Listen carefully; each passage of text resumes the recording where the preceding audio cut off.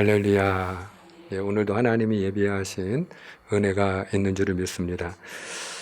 저는 이 시간에 의를 위하여 박해를 받은 자가 복이 있습니다 라는 제목으로 함께 은혜를 나누고자 합니다. 오늘 저와 여러분이 함께 읽은 말씀은 마태복음 5장 10절로 12절 말씀입니다. 예수님께서 이런 자가 복이 있다 말씀하시면서 8가지 경우를 말씀하셨는데 그 8번째 마지막 복에 대해서 우리에게 말씀하고 계십니다.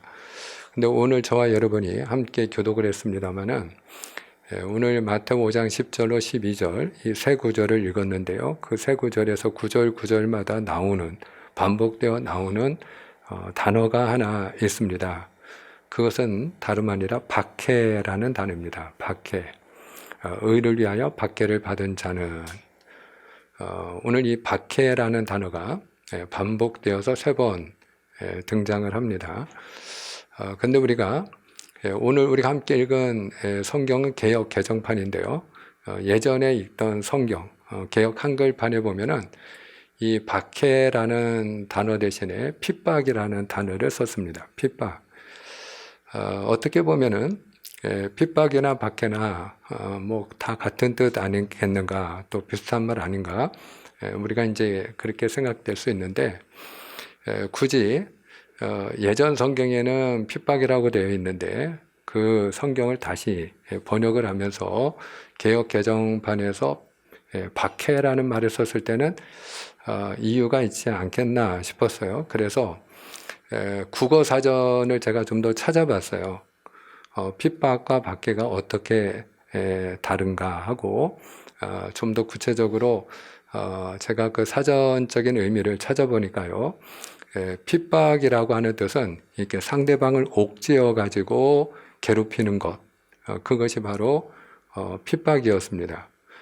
그러니까 우리가 직장에서 만약에 윗사람이 어떤 일을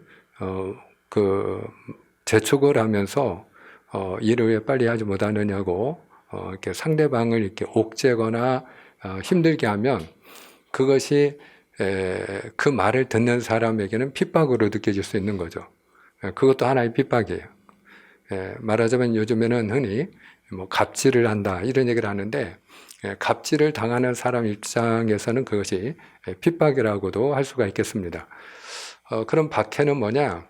박해는 핍박 플러스 해입니다. 그러니까 상대방을 이렇게 옥죄어 가지고 괴롭힌 나머지 거기서 끝나지 않고 상대방에게 어떤 폭력을 가하거나 해를 입히는 거예요. 상해를 입히는 것이에요. 그러면 그게 박해가 됩니다. 그래서 상대방이 단지 위협하거나 협박하거나 갑질하는 차원에서 끝나지 않고 뭐 주먹질을 한다든지 폭력을 행사한다든지 그래서 내가 어떤 상해를 입는다든지 그러면 그게 박해가 되는 겁니다. 그래서 예전에 그 핍박이라는 뜻도 우리가 충분히 사용할 수 있는 단어이지만 제가 이 국어 사전을 보고 성경학자들이 성경을 다시 번역하면서 더 정확한 의미를 잘 사용하고 있구나 이런 생각을 제가 가지게 되었어요. 왜냐하면 초대교회 성도들의 경우에는 단지 핍박만 받은 게 아니거든요. 야, 너희들 모이면 죽어. 또 교회 나가면 가만 안 둬. 예배 드리면 재미없어. 이런 어떤 그냥 말로만 위협하고 협박하는 그런 차원의 핍박이 아니었어요. 초대교회 성도들은 거기서 한 걸음 더 나가서요. 모여서 예배를 드리면 감옥에 가기도 해야 됐고요. 매를 맞아야 되기도 했고요. 교수형에 처해지거나 십자가형에 처해지거나 심지어는 맹수의 밥이 되어서 던져지는 그런 일도 있었고요. 톱에 켜져서 죽음을 당하는 그런 말로 우리가 상상을 다 할 수 없는, 다 표현할 수 없는 온갖 박해를 성도들은 당했기 때문입니다. 그러므로 오늘 의를 위하여 박해를 받은 자가 복이 있다 하신 이 말씀은 당시 초대교회 성도들을 생각을 한다면 분명히 적절한 표현이라고 생각이 됩니다. 자, 그런데 여기서 의는 무엇일까? 우리가 의를 위하여 박해를 받은 자라고 말씀하고 있는데 의는 그럼 무엇일까? 오늘 그 11절 말씀 보여주시 바랍니다. 11절에 보시면 예수님이 나로 말미암아 너희를 욕하고 박해하고 거짓으로 너희를 거슬러 모든 악한 말을 할 때 너에게 복이 있다. 이렇게 말씀하고 있거든요. 그러니까 의를 위하여 박해를 받은 자를 조금 더 알기 쉽게 구체적으로 설명하고 있는 말씀이 11절이에요. 그렇다면 의를 위하여 박해를 받는다고 할 때 그 의는 누구입니까? 예수님이신 거죠. 오늘 11절에 나로 말미암아 너희를 욕하고 박해하고 거짓으로 너희를 거슬러 모든 악한 말을 할 때 복이 있다. 이 같은 의미인데 예수님이 좀 더 구체적으로 설명을 하고 계시거든요. 그러면서 그 의가 바로 예수님 자기 자신임을 풀어서 다시 들려주고 계셔요.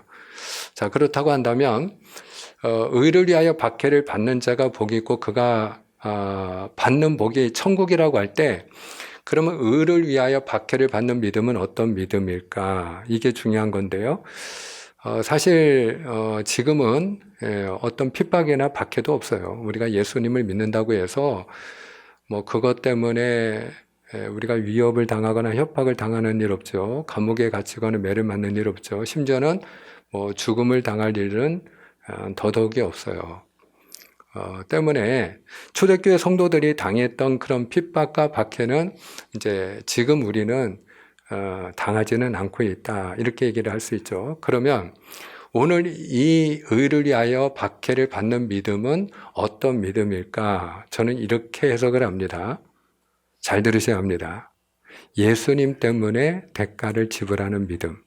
한번 따라할까요? 예수님 때문에 대가를 지불하는 믿음. 한 번 더 따라 하시면 좋겠습니다. 예수님 때문에 대가를 지불하는 믿음. 아멘입니까? 예수님 때문에 대가를 지불하는 믿음을 가진 사람이라면 그에게는 무엇이 주어져 있다? 천국이 주어져 있다는 거예요. 예수님 때문에 기꺼이 대가를 지불하는 믿음을 가진 사람이라면 그 사람은 구원받은 믿음을 가진 자라는 거예요. 그는 천국에 들어간다라는 것입니다.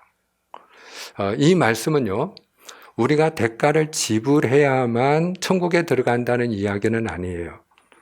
그러나 구원받은 믿음을 가진 사람이라면 기꺼이 대가를 지불한다는 것입니다.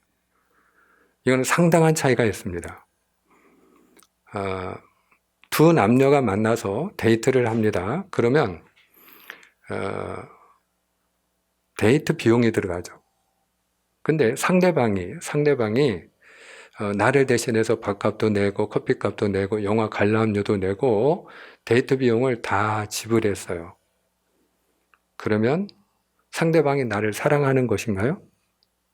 반대로 내가 오늘은 상대방을 위해서 내가 밥값도 계산하고 커피값도 내고 영화 관람료도 냈어요. 그럼 내가 상대방을 사랑한 것인가요? 여러분, 값을 지불했다고 해서, 대가를 지불했다고 해서 상대방을 사랑하는 것은 아니에요.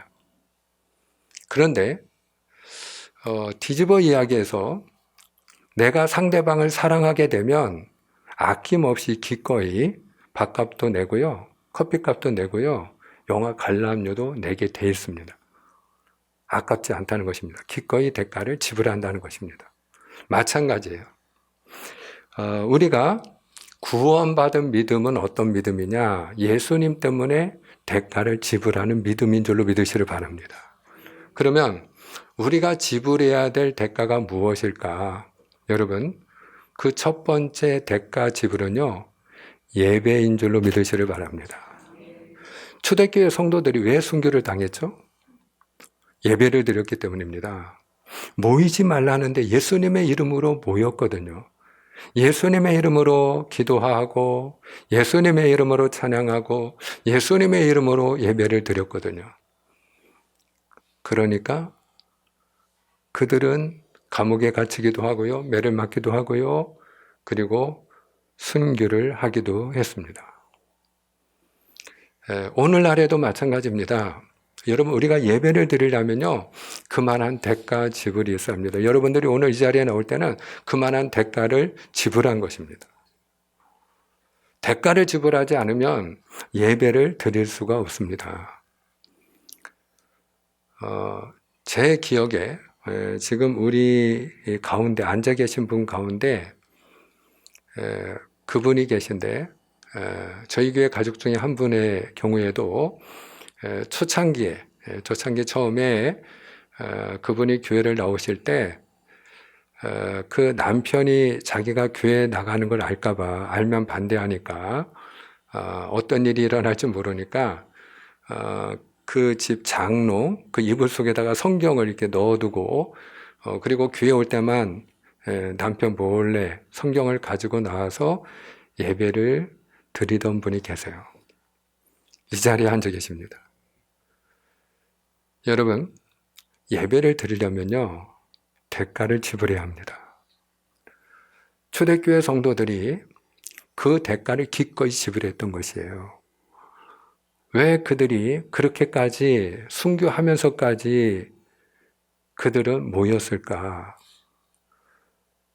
여러분, 그 이유는 다름이 아니라 예배를 포기할 수 없었기 때문입니다. 그들은 결코 예배를 양보할 수 없었기 때문입니다. 저는 주님의 이름으로 축복하는 것은 저나 여러분이나 구원받은 하나님의 자녀로서, 천국 백성으로서 무엇보다도 하나님 앞에 예배에 성공하는 예배자가 다 되실 수 있기를 주님의 이름으로 축복합니다. 제가 저희 동기들이 사용하는 단톡방이 있거든요. 그 동기들은 다름 아니라 대학 동기들입니다. 제가 신학대학을 나왔으니까 그 동기들이 다 목회를 하고 있겠죠. 그래서 지금 함께 이렇게 목회를 하고 있는 그 동기 목사님들이 이렇게 단톡방을 같이 운영을 하면서 우리가 좋은 일이 있으면 함께 이렇게 축하도 해주고요. 그리고 슬픈 일을 당하면 위로도 해주고요. 그렇게 이제 그 동기 단톡방이 있는데, 얼마 전에 한 목사님이 제가 섬기는 교회가 70주년을 맞이했습니다. 이렇게 글이 올라왔어요. 그러니까 다른 목사님이 그래요? 저희 교회는 작년에 70주년이었는데요. 또 어떤 분도 저희 교회도 금년에 70주년인데요. 이런 어떤 얘기들이 오고 가는 거예요. 의외로 70주년을 맞이한 교회가 많더라고요. 그런데 부산에서 목회하는 한 목사님이 이런 글을 올렸어요. 여기 부산에는 70주년과 71주년을 맞이한 교회들이 많이 있습니다. 라고 얘기를 하는 거예요. 이게 무엇을 의미하는 걸까요? 여러분, 그만큼 전통이 깊다는 것을 강조하는 걸까요? 그거 아닙니다. 지금이 몇 년도죠? 2022년입니다. 그러면 70년 전이면 몇 년도죠? 1952년입니다.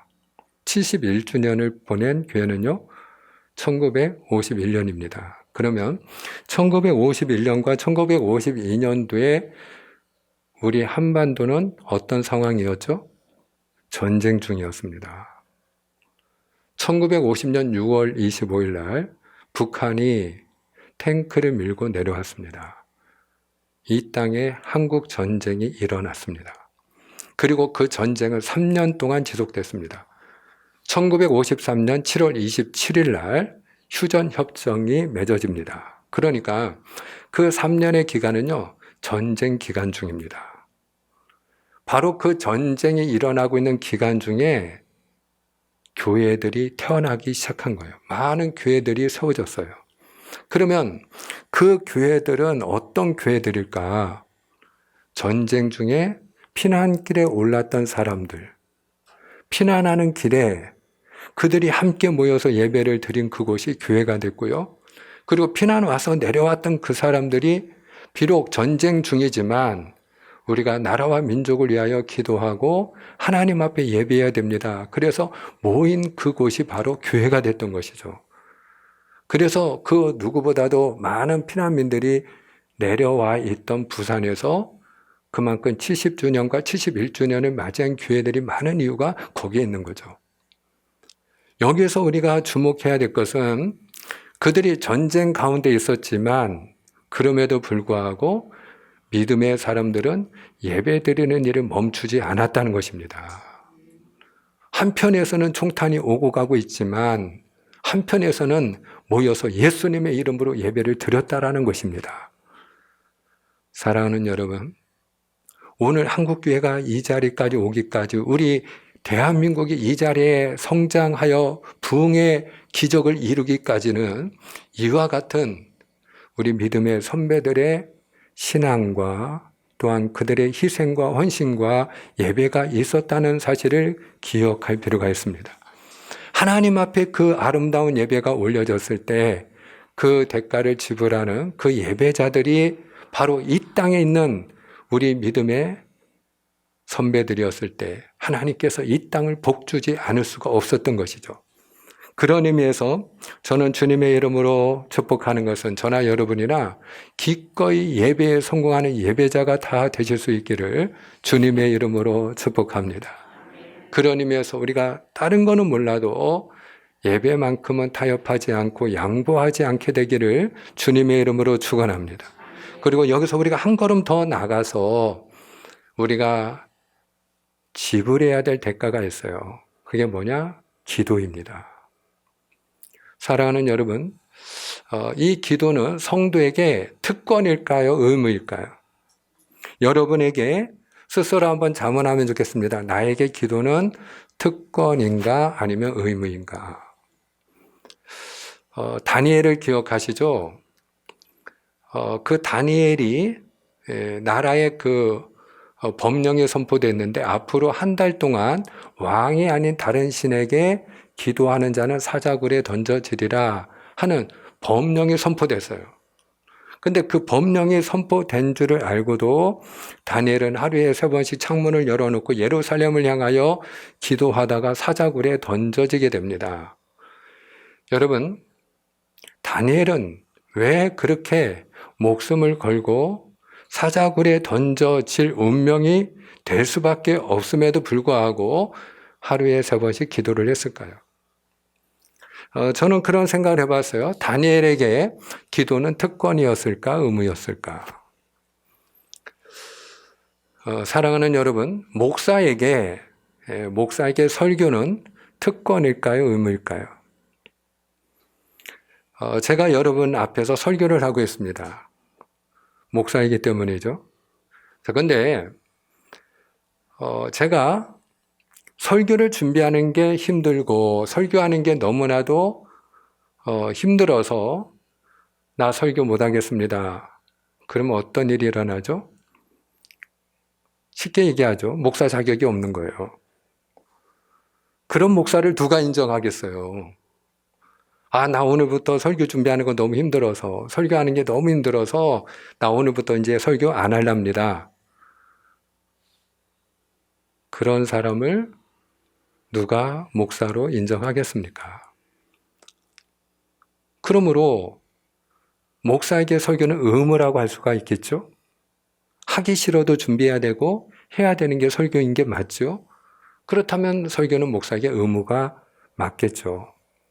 자, 그런데 제가 지난주에 같이 여러분들과 함께 말씀을 나눴는데 그 설교 제목 혹시 기억하시나요? 쓰임 받는 것이 은혜입니다. 라는 제목으로 함께 은혜를 나눴어요.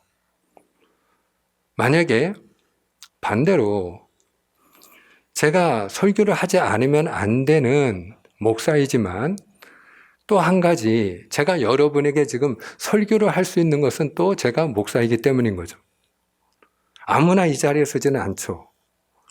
여러분이 이 시간에 김 목사를 통해서 하나님의 말씀인 설교 말씀을 듣는 이유는 제가 목사이기 때문 아니겠습니까? 그러니까 제가 목사이기에 설교할 수 있는 특권이 있는 거죠.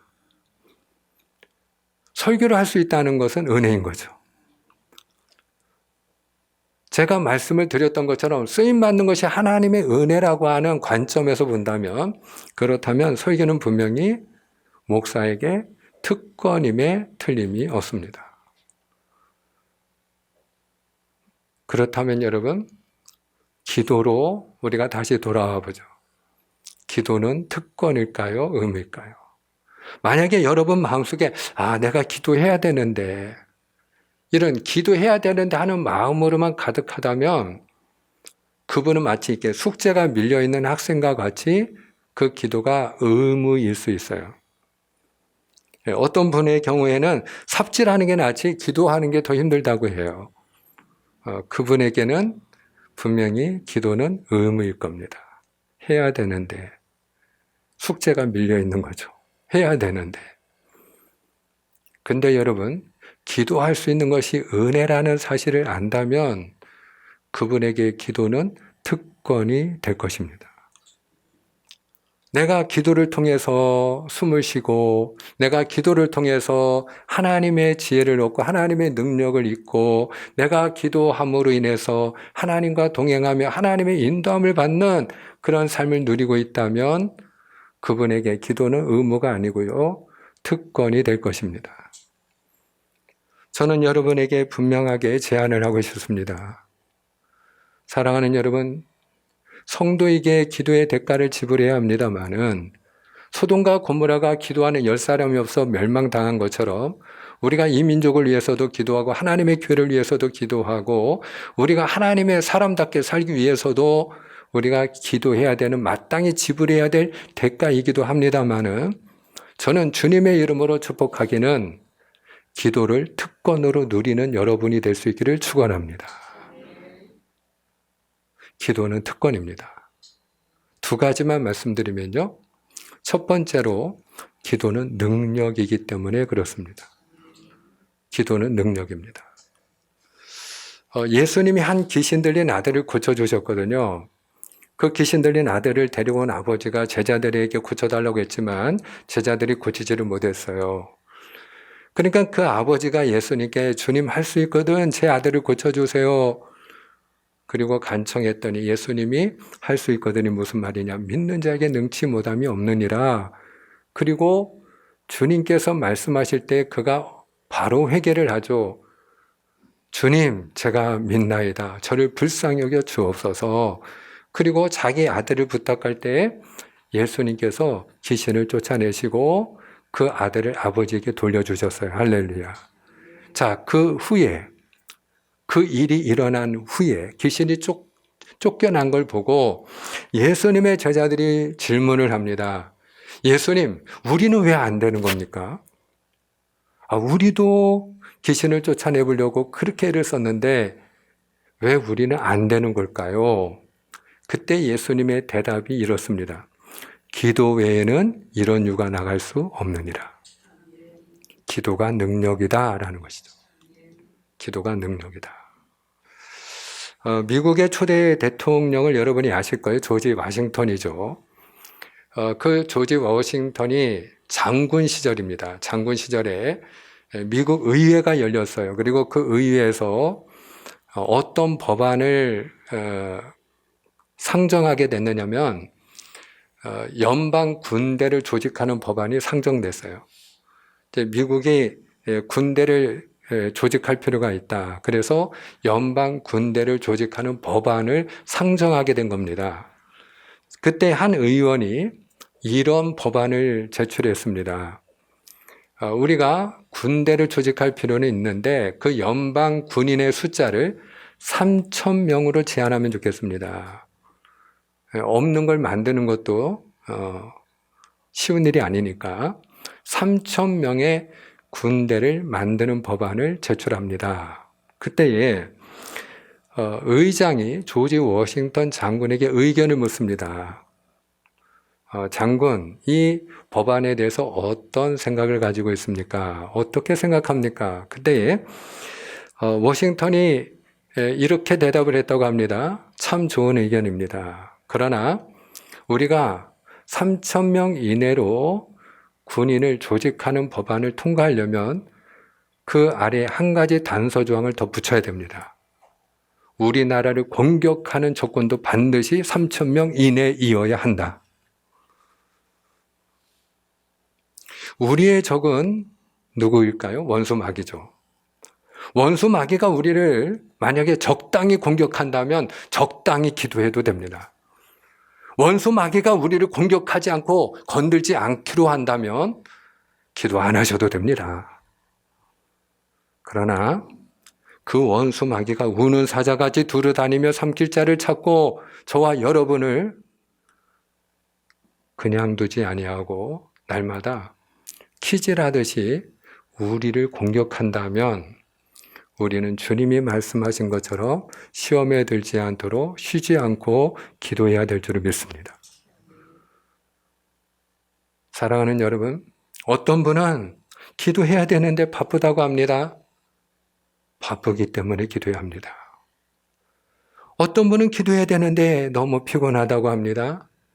피곤하시기 때문에 기도해야 합니다. 어떤 분은 할 일이 너무 많다고 합니다. 문제가 너무 많고 머리가 아픈 일들이 너무 많다고 합니다. 그래서 기도를 하셔야 합니다. 기도는 하나님의 능력이기 때문에 그렇습니다. 우리가 기도할 때 하나님이 문제를 풀어나갈 수 있는 지혜와 능력을 주시고 하나님이 인도해 가십니다.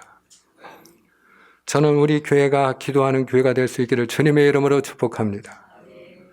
저는 저나 여러분이나 우리가 기도하는 하나님의 사람이 될 수 있기를 주님의 이름으로 축복합니다. 제가 특별히 우리 자녀들을 양육하는 입장에 있는데요. 우리 중구 청년부와 함께 예배를 드리면서 또 제가 두 아이의 아비로서 늘 마음에 소원하는 것은 기도하는 하나님의 사람이 되게 하여 주옵소서 하는 것입니다.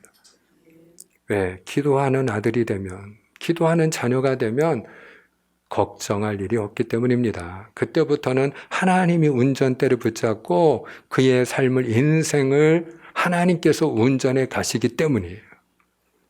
그래서 그 삶이 안전하기 때문입니다. 또 하나, 기도가 특권인 이유는요, 우리가 기도라고 하는 것은 하나님과 함께 하는 것이기 때문에 그렇습니다. 기도는 하나님과 함께 하는 것입니다. 하나님은요, 오늘 우리와 함께 있기를 원하세요. 우리도 늘 하나님 앞에 소원하는 게 있죠? 여러분, 소원이 무엇이세요? 여러 가지 얘기할 수 있지만, 저는 그걸 하나로 묶는다면, 저나 여러분이나 우리가 공통된 소원이 있는데, 그것은 주여 함께하여 주시옵소서라고 생각합니다. 하나님이 내 삶에 함께하여 주시기를, 하나님이 우리 가정에 함께하여 주시기를, 하나님이 하나님의 교회에 함께하여 주시기를, 하나님이 내 사랑하는 자녀의 앞날에 함께하여 주시기를, 우리는 늘 하나님이 함께하여 주시기를 사모하지 않습니까? 그런데 그 하나님과 함께하는 길이 기도입니다. 예수님이 12제자를 부르셨어요. 근데 예수님이 12제자를 부르신 목적이 뭐냐? 여러 가지가 있지만 그 중에 가장 중요한 게 뭐냐? 함께 하기 위함이었어요. 우리가 마가복음 3장 14절 말씀 같이 한번 확인하기 원합니다. 마가복음 3장 14절입니다. 시작. 이에 12를 세우셨으니 이는 자기와 함께 있게 하시고 또 보내사 전도도 하며. 아멘. 아멘. 오늘 예수님이 12를 제자로 세우셨는데 그 목적이 뭐냐? 전도보다 먼저 나온 게 함께 있기 위함이다. 할렐루야. 함께 있게 하시고, 함께 있게 하시고. 여러분들이 전도자 무디를 기억하실 거예요. 그 전도자 무디가 이렇게 서재에 앉아 있는데 하루는 아들이 아빠 그러고 뛰어들어오더래요. 그래서 그 무디가 아들, 아빠가 뭘 해줄까? 그러고 물었더니 그 아들이 아빠의 품에 달려들어서 푹 안기면서 하는 한마디, 아빠하고 함께 있고 싶어요. 전도자 무디는요, 그 순간이 아빠로서 너무 행복했노라라고 그는 회고를 합니다. 여러분 그렇죠? 우리가 하나님과 함께 하고 싶어서 기도할 때 하나님도 행복해 하신다는 걸 아십니까? 우리가 하나님과 함께 하고 싶어서, 하나님과 교제하고 싶어서, 하나님과 대화를 나누고 하나님의 음성을 듣고 싶어서 우리가 하나님 앞에 엎드리고 기도할 때 하나님이 행복해 하십니다. 그리고 하나님을 기쁘게 하는 그 자녀의 소원을 하나님이 들어주실 줄로 믿습니다. 그 자녀의 필요를 하나님이 채워 주실 줄을 믿습니다. 맺고자 합니다. 의를 위하여 박해를 받은 자가 복이 있습니다. 천국이 그의 것이기 때문입니다. 구원받은 믿음은 대가를 지불하는 믿음입니다. 내가 구원받은 믿음을 가지고 있고 내가 천국에 들어갈 수 있는 믿음을 가진 사람이라면 기꺼이 예배를 양보하지 못합니다. 예배의 대가를 지불하는 것입니다. 그리고 하나님 앞에 기도하는 가운데 하나님의 지혜와 능력으로 하나님의 인도함을 따라 사는 줄을 믿습니다. 그런 은혜가 있기를 주님의 이름으로 축복을 합니다. 기도하겠습니다.